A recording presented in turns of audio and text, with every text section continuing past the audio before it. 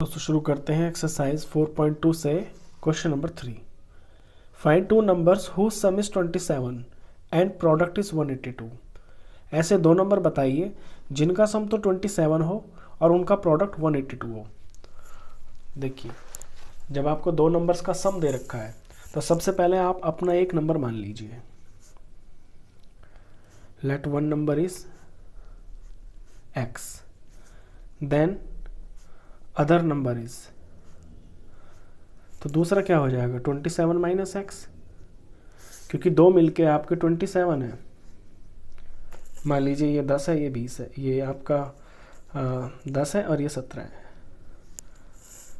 तो दो मिलके आपके 27 है, तो एक अगर 10 है तो दूसरा क्या होगा 27 माइनस 10, तभी तो आपका 17 आएगा। तो सिंपल सा लॉजिक है, अगर आपने एक x मान लिया तो दूसरा 27 माइनस एक्स होगा। अब अकॉर्डिंग टू क्वेश्चन दे रखा है कि इनका जो प्रोडक्ट है ना वो आपका 182 है। तो according to question first number into second number का प्रोडक्ट इज इक्वल टू 182। इसे सिंप्लीफाई करेंगे तो ये आ गया आपका 27x, फिर x करेंगे और ये माइनस, तो x का square is equal to 182। X square की टर्म को पहले लेते हैं क्योंकि हम इक्वेशन बनानी है अपनी क्वाड्रेटिक। एक्स वाले को दूसरे नंबर पे लेते हैं और यहाँ से ये नंबर इसके पास आ जाएगा और यहाँ कुछ नहीं बचेगा, इज इक्वल टू 0। अब एक्स स्क्वायर को कभी भी माइनस में नहीं रखते हैं, इस माइनस को प्लस बनाना है तो सिंपली ये करेंगे कि माइनस से पूरी इक्वेशन को मल्टीप्लाई कर देंगे। तो माइनस इंटू माइनस ये आपका प्लस का स्क्वायर बन गया एक्स स्क्वायर, लेकिन ये बाकियों के साइन चेंज कर देगा। तो माइनस और प्लस, माइनस का 27 बन जाएगा और माइनस इंटू माइनस ये प्लस का आपका 182 बन जाएगा, इज इक्वल टू 0। ये आपकी सिंपल सी इक्वेशन बन गई।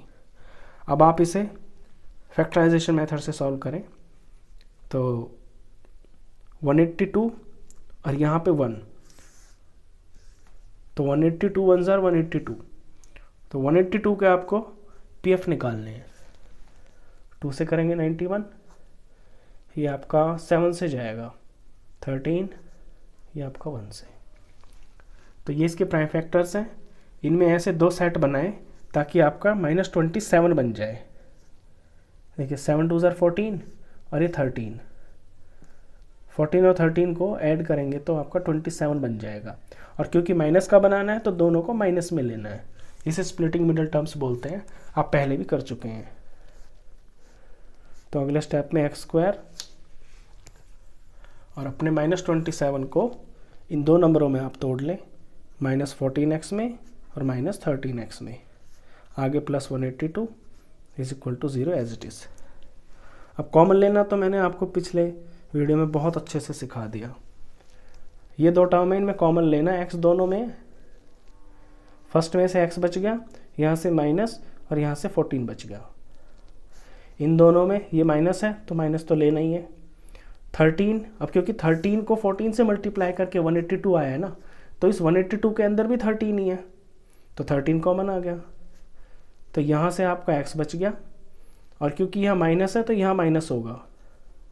जब भी आप ये प्लस होता है ना, दो माइनस मिलके प्लस बनता है। अगर एक बाहर ले लिया ना तो आपको एक अंदर लेना है और यहाँ पे 14 आएगा क्योंकि 13 इंटू 14 182 होता है। और ये वाले दोनों ब्रैकेट आपके सेम आते हैं, इज इक्वल टू 0। तो x माइनस 13 टूटे हुओं को एक साथ ले लिया और ये जो सेम ब्रैकेट है इन्हें एक साथ ले लिया, इज इक्वल टू 0। अब आप इनको बारी बारी से 0 पुट करेंगे और x की वैल्यू निकालेंगे, पहले इस फैक्टर को फिर इस फैक्टर को।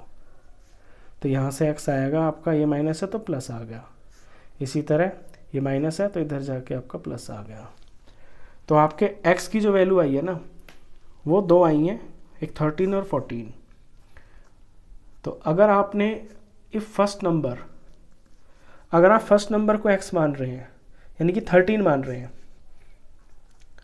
तो सेकंड नंबर क्या होगा, तो सेकंड नंबर हो जाएगा 27 माइनस 13 यानी कि 14। एक तो ये बात।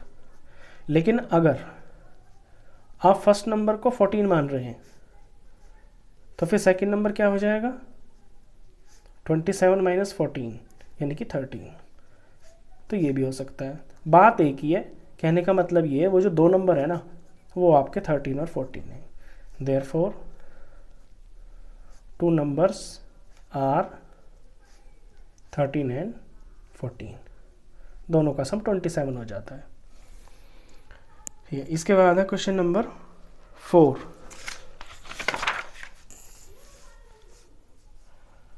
क्वेश्चन 4 की लैंग्वेज देखते हैं। Find two consecutive positive integers. Consecutive माने लगातार हो, पॉजिटिव मतलब कि प्लस के नंबर हो, और इंटीजर्स तो आप जानते ही हैं numbers. Sum of who square is 365, जिनके स्क्वायर का सम 365 हो। तो दो लेने हैं ना, तो पहले उन्हें आप x मान लीजिए। तो फर्स्ट मान लेता हूं मैं, first positive integer is equal to x। Let first positive integer is equal to x। तो नेक्स्ट क्या हो जाएगा, then next positive integer. Next में इसलिए लिख रहा हूं क्योंकि इससे अगला, अगर मैं पहले को x मान रहा हूं तो इससे अगला क्या होगा, कॉन्जिक्यूटिव का मतलब होता है लगातार वाले, तो इससे अगला इससे एक ज़्यादा होगा, एक एक्स्ट्रा ही तो होगा इससे जो नेक्स्ट आएगा, तभी तो लगातार होंगे ये। अच्छा, इसमें दे रखा है कि इनका जो स्क्वायर है ना उसका सम 365 है। तो दो नंबर तो मिल गया आपको। तो अकॉर्डिंग टू क्वेश्चन जो आपकी कंडीशन बनती है वो ये कि पहले नंबर का स्क्वायर प्लस दूसरे नंबर का स्क्वायर और उनका सम इज इक्वल टू 365, ये गिवन है। बस अब यहाँ से आपकी इक्वेशन आएगी, आपका आंसर आ जाएगा एक्स निकलते ही। तो एक्स स्क्वायर का तो एक्स स्क्वायर ही आ गया। इसे सॉल्व करेंगे, ए प्लस बी होल स्क्वायर की आइडेंटिटी लग रही है, और ये होती है आपकी ए का स्क्वायर प्लस बी का स्क्वायर, ये प्लस का 2, ये आपका ए की जगह एक्स और ये बी की जगह 1 is equal to 365। Further solve किया तो एक्स स्क्वायर और एक्स स्क्वायर ये दो हो गए ना, तो ये आपके 2x स्क्वायर हो गए। यहाँ पे आपका ये 1 हो गया, 1 का स्क्वायर 1 हो गया, प्लस ये 2 1 ज़ा 2 और x, ये 2x हो गया। और 365 को आपको इधर लेके आना है माइनस 365, क्योंकि इक्वेशन बनानी है ना इज इक्वल टू 0, इसलिए। अब आप इन्हें फिर से सिंप्लीफाई करें। एक्स स्क्वायर तो एक ही है इसमें, ये वाला टर्म 2x स्क्वायर, एक्स की टर्म भी आपकी ये एक ही है प्लस 2x। नंबर पे ध्यान दें, प्लस का 1 और माइनस का 365, तो सॉल्व होके माइनस का 364 आएगा। प्लस माइनस सब्ट्रैक्ट हो जाते हैं, बड़े का साइन आ जाता है, इज इक्वल टू 0। अब देखें तो इन दोनों टर्म्स में 2 कॉमन आ रहा है, तो मैं 2 कॉमन ले लेता हूँ। लैंग्वेज लिखूंगा dividing by 2 on both sides, दोनों तरफ 2 से डिवाइड कर दूंगा। तो जब इसे 2 से डिवाइड करेंगे तो ये 2 कट जाएगा, तो आपका एक्स स्क्वायर आएगा। फिर इसे करेंगे तो ये 2 कट जाएगा, तो सिर्फ x आएगा। माइनस 364 को 2 से डिवाइड करेंगे तो ये आपका 182 आ जाएगा। 2 से डिवाइड करेंगे तो 182 आ जाएगा, क्योंकि 18 2 ज़ा 36, ये 4 है, ऐसे ओरल हो जाता है। 18 2 ज़ा 36 और 2 का 4, 182 इज इक्वल टू 0 को 2 से डिवाइड करेंगे तो 0 ही रहेगा। तो छोटी सी इक्वेशन बन गई आपकी। इसमें से आपको x निकालना है, तो फैक्टराइजेशन से करेंगे। रूल वही है कि आपके एक्स स्क्वायर का कोफिशिएंट यानी कि 1 और 182 जो कांस्टेंट है इनका प्रोडक्ट करेंगे। प्रोडक्ट आया आपका 182, और 182 के पीएफ निकालेंगे। 182 के पीएफ आपने जस्ट अभी निकाले हैं पिछले क्वेश्चन में। ये आपके आए थे 2 से करके 91, 7 से करके 13, 13 से करके 1। तो अब आपको बीच का यानी कि x का कोफिशिएंट 1 बनाना है ना, तो इनको यूज़ करके आपको 1 बनाना है। तो 7 2 ज़ा 14 और ये आपका 13, और 14 में से जब 13 माइनस कर देंगे तो आपका 1 बन जाएगा। और प्लस का बनाना है तो बड़े को प्लस लेंगे, छोटे को माइनस लेंगे। तो ये एक्स स्क्वायर, यहाँ पे मैं 14x प्लस लूँगा, माइनस का 13 लूँगा x, और माइनस 182 इज इक्वल टू 0। अब कॉमन लेते हैं, इन दोनों में आपका x कॉमन है, यहाँ से x बच गया, यहाँ से प्लस, और ये 14, दोनों में माइनस कॉमन है, 13 इसमें भी है, और ये 13 को 14 से मल्टीप्लाई करके 182 आए ना, तो यानी इसके अंदर भी 13 है। तो यहाँ से तो x रह गया, और माइनस इसका बाहर आ गया तो यहाँ प्लस रह गया, और 13 को 14 से मल्टीप्लाई करके आपका 182 आता है, तो यानी यहाँ 14 आएगा। और हमेशा ये दोनों ब्रैकेट सेम आते हैं। अब एक साथ कर लेंगे जो टूटे हुए नंबर्स हैं, और सेम वाले को एक साथ लिख लेंगे ऐसे, इज इक्वल टू 0। अब बारी बारी से इनको इज इक्वल टू 0 करेंगे तो x आ जाएंगे मेरे 2। तो x माइनस 13 को पहले 0 के बराबर पुट करूँगा, फिर x प्लस 14 को 0 के बराबर। तो यहाँ से x आएगा मेरा, ये माइनस का 13 इधर आके प्लस हो जाएगा, और यहाँ से x आएगा मेरा, ये प्लस है ना, तो इधर आके माइनस हो जाएगा। x की 2 वैल्यूज़ आ गई मेरी। अब देखिए क्वेश्चन ये था पॉजिटिव इंटीजर, देख रहे हैं आपने, पॉजिटिव इंटीजर का क्वेश्चन था ये, यानी आपका जो नंबर है ना वो पॉजिटिव आना चाहिए। तो इसमें एक नंबर आपका माइनस आ रहा है 14, तो इसे तो हम नेगलेक्ट कर देंगे क्योंकि ये तो हमें चाहिए ही नहीं, ये तो हो ही नहीं सकता, हमें तो पॉजिटिव नंबर चाहिए। तो फर्स्ट नंबर हो गया मेरा x, यानी कि 13। तो यहाँ आंसर लिखेंगे, therefore first positive integer x माना हुआ है मैंने, उसकी वैल्यू 13 है। तो नेक्स्ट क्या होगा, नेक्स्ट पॉजिटिव इंटीजर 13 में एक प्लस, इससे अगला वाला यानी कि 14। ये मेरे आंसर्स हैं। चलिए इसके बाद है क्वेश्चन नंबर 5।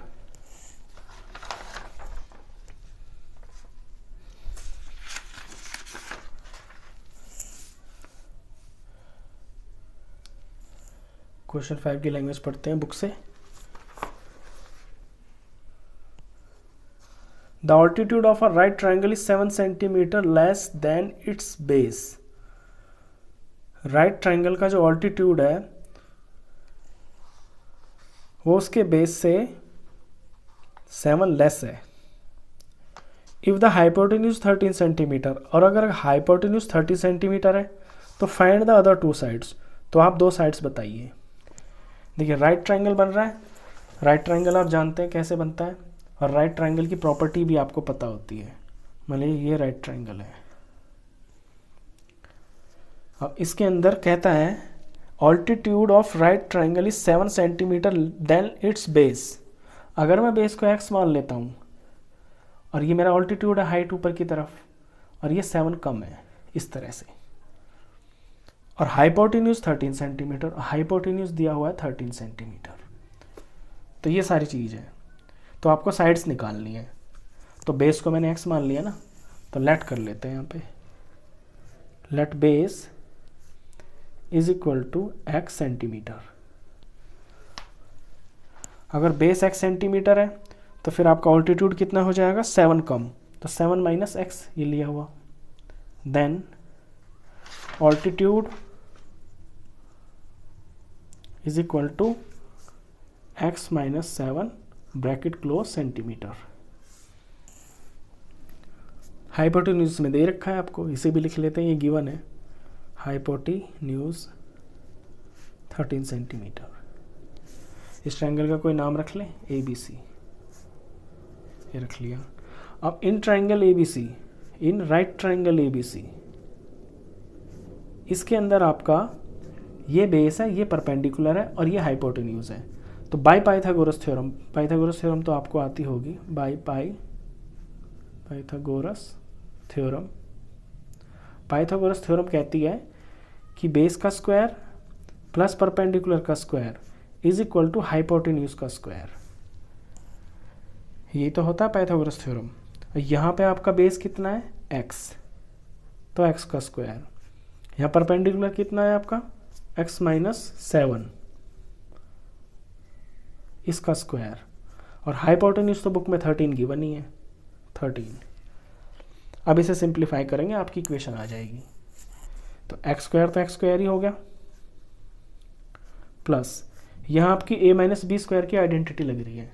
आइडेंटिटी होती है ए का स्क्वायर प्लस बी का स्क्वायर माइनस 2 ये ए और ये आपका बी, और आगे इज इक्वल टू 13।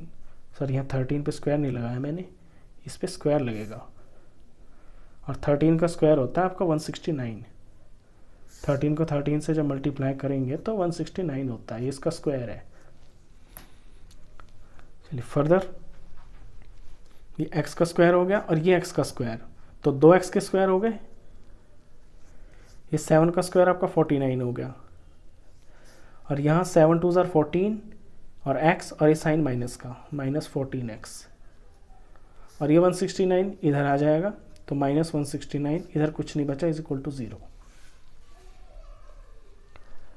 अब इसे आगे सॉल्व करें तो पहले x स्क्वायर वाली टर्म लिखेंगे, फिर x वाली लिखेंगे, फिर अपने नंबर्स को देखेंगे। तो नंबर्स यहाँ पे आपके ये 169 और 49, 169 और ये जो 49 आपका बनता है, ये सॉल्व होके एक प्लस और एक माइनस है, तो सिंपल है माइनस हो जाएंगे, तो ये 120 आ गया और माइनस का 120 आएगा, इज इक्वल टू 0। अब ये इक्वेशन में 2 कॉमन दिखाई दे रहा है मेरे को, तो अपनी इक्वेशन को मैं और थोड़ा छोटा कर लूँगा, उससे सिंपलिफिकेशन जो है वो थोड़ा और सिंपल हो जाएगा। तो 2 है कॉमन, तो लिखेंगे dividing by 2 on both sides. इसे 2 से डिवाइड करेंगे तो ये सिंपल x स्क्वायर बचेगा, इसे करेंगे तो ये आपका सिंपल 7 बचेगा, तो 7x। इसे 2 से करेंगे तो आपका -60 बचेगा, इज इक्वल टू 0। अब यहाँ पे लगाएंगे फैक्टराइजेशन, और इसे फैक्टर करके इसके 2 रूट्स निकल जाएंगे। फैक्टराइजेशन आपको आती है, देखिए x स्क्वायर का कोफिशिएंट तो 1 है और कांस्टेंट 60 है, तो 60 1 ज़ार 60, तो यानी 60 के पीएफ निकालने हैं। 2 से किया 30, 2 से किया 15, 3 से किया 5 और 5 से किया 1। अब 7 बनाना है, तो 7 कैसे बनेगा, 2 2 ज़ार 4, 4 3 ज़ार 12, 12 और ये आपका 5, तो 12 में से 5 अगर माइनस करेंगे ना तो 7 आ जाएगा, और बड़ा नंबर माइनस में लेना है क्योंकि आपको -7 चाहिए, तो माइनस का 12 और प्लस का 5 इसकी जगह पे लिखेंगे। तो x स्क्वायर प्लस में पहले लिख लेता हूँ -12x -60 इज इक्वल टू 0। अब कॉमन लेंगे, इन दोनों में आपका कॉमन x आ रहा है, तो यहाँ फर्स्ट टर्म में से x बच गया, यहाँ पे प्लस और यहाँ से 5। इन दोनों में आपका माइनस कॉमन है, और 12 तो है ही क्योंकि ये 12 1 ज़ार 12 और 12 5 ज़ार 60, तो 12 तो दोनों में है, तो 12 ले लिया, यहाँ से आपका x बच गया, माइनस बाहर आ गया तो प्लस बच गया, और 12 5 ज़ार आपका 60 इज इक्वल टू 0। अब इन्हें ब्रैकेट कर लेते हैं, टूटा हुआ एक ब्रैकेट में और जो सेम वाले वो एक ब्रैकेट में, इज इक्वल टू 0। बारी बारी से इन्हें 0 के बराबर रखेंगे तो आंसर्स आ जाएंगे। तो एक बार मैं रखता हूँ x -12 को 0 के बराबर, और एक बार मैं रखता हूँ x + 5 को 0 के बराबर। तो यहाँ से x आएगा, माइनस है ना, इधर आके आपका प्लस हो जाएगा। यहाँ से x आएगा आपका, ये प्लस है ना, इधर आके आपका माइनस हो जाएगा। अब x की वैल्यू, x क्या है आपका, बेस है ना, और बेस एक लेंथ है, लंबाई है, लंबाई तो नेगेटिव में नहीं हो सकती, तो इसे तो आप काट दीजिए, ये तो आपका नॉट पॉसिबल है, इसे आपको लेना ही नहीं है। तो x आपका आंसर आ गया, आंसर आ गया तो अब लिख दीजिए therefore base is equal to 12 centimetre, और ऑल्टीट्यूड है आपका x - 7, ये x है ना, यानी 12 - 7 इज इक्वल टू, ये आपका 5 आ गया, 5 सेंटीमीटर, ये आपका आंसर। चलिए इसके बाद करना है आपको question number 6।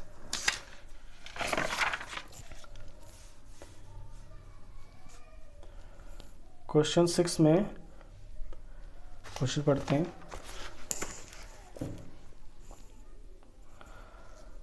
A cottage industry produces a certain number of pottery articles in a day. एक कॉटेज इंडस्ट्री है, वो किसी रोज़ पॉटरी आर्टिकल्स बनाती है, यानी मिट्टी के बर्तन बनाती है।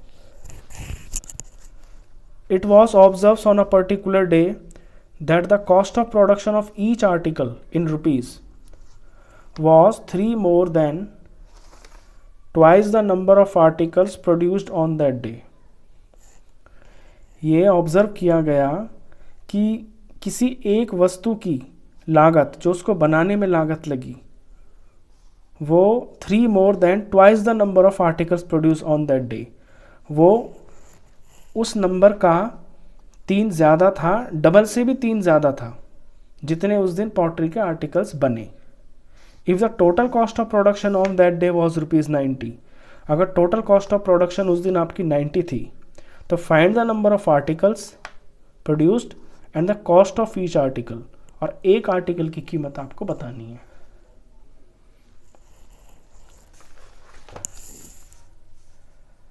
देखिए, इसमें सबसे पहले आप नंबर ऑफ आर्टिकल्स को एज्यूम कर लीजिए कि उस दिन कितनी चीजें बनी।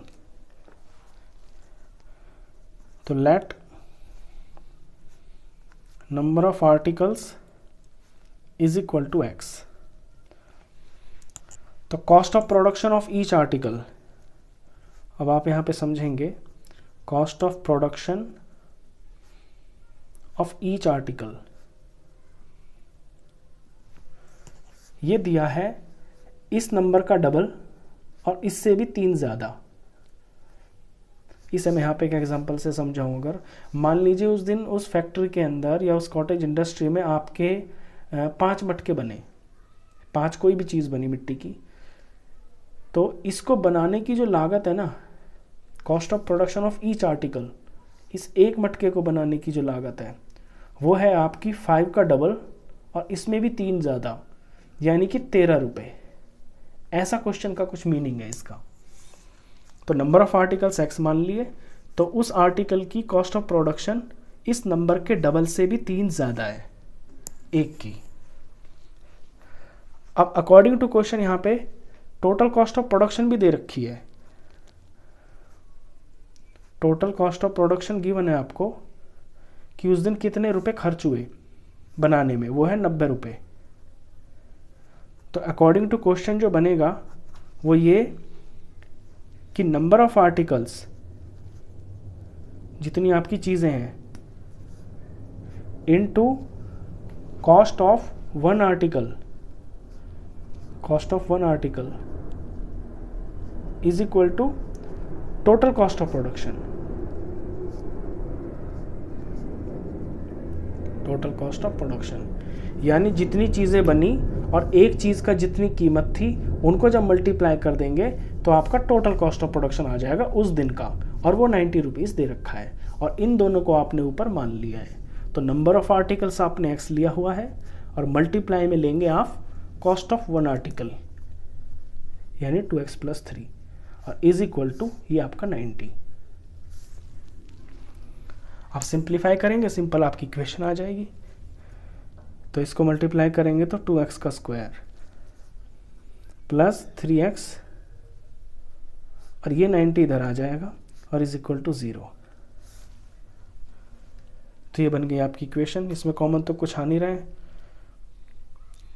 तो सिंपल इसे फैक्टराइज करेंगे अब। तो x² का कोफिशिएंट 2 और ये 90, तो 90 को 2 से करेंगे तो ये आ गया आपका 180। 180 के पीएफ निकालेंगे फैक्टराइजेशन के लिए, स्प्लिटिंग मेथड टर्म यूज़ करेंगे तो 2 से किया 90, 2 से किया 45, फिर ये आपका 3 से होगा, फिर ये 3 से होगा, ये फिर 5 से होगा।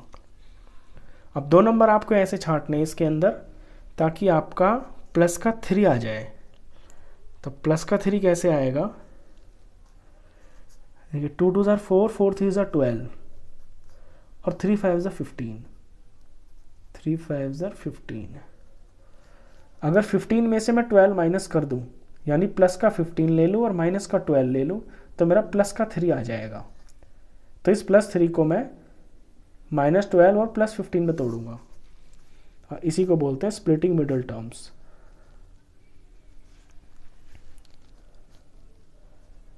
(15x) में से -12x is equal to 3x आ गया, और आगे सेम टू सेम सारी इक्वेशन। अब इन दो में कॉमन लूँगा तो x से अलग मुझे कुछ कॉमन नहीं दिख रहा, तो यहाँ से बचेगा एक 2 और एक x, यहाँ से पूरा 15 बच गया। इन दोनों में माइनस है, कॉमन ले लिया, और 3 भी आ रहा है इसके अंदर, इसके अंदर आपका 6 आ रहा है, 3 से बड़ा 6 भी कॉमन आ रहा है, हाईएस्ट कॉमन अगर ले हम इसके अंदर, क्योंकि ये बन रहा है आपका 6 2 12 और ये बनेगा आपका 15 6 90, तो हाईएस्ट कॉमन इसमें 6 आ रहा है, तो 6 मैं बाहर ले लूँगा, तो यहाँ से आपका x बचेगा, और माइनस बाहर है तो यहाँ प्लस रह गया, और यहाँ 15 रह गया, क्योंकि 15 6 90। जैसे आपको ध्यान भी ना आए ना, तो आप अपने इस ब्रैकेट को देख लिया करें, इससे आपको आइडिया मिल जाता है। क्योंकि एक चीज़ यहाँ मैंने गलती कर दी, ये 6 लिया है तो यहाँ पे 2 भी बच गया, ये 2x है, क्योंकि ये ब्रैकेट और ये ब्रैकेट आपका बिल्कुल सेम आते हैं। चलिए अब टूटे हुए को एक साथ ले लेते हैं, x - 6, और ये सेम वाला ब्रैकेट एक तरफ, इज इक्वल टू 0। अब बारी बारी से इनको 0 के बराबर पुट करेंगे, तो x - 6 को पहले 0 पुट करना है, फिर आपको 2x + 15 को भी 0 के बराबर पुट करना है।